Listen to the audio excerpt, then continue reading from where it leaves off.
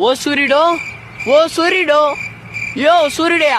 చెప్పురా నైనా చెప్పు, మళ్ళా ఏం గోలరా నైనా నీది?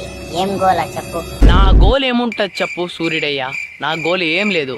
కాదు ఈ మధ్య ఏమి ఎండ తగ్గించేసినావే, ఏమి ఏమి?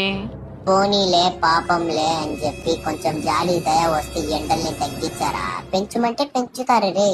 ఏంది ఏంది నీకు జాలి దయ పాపం అనిపించిందా?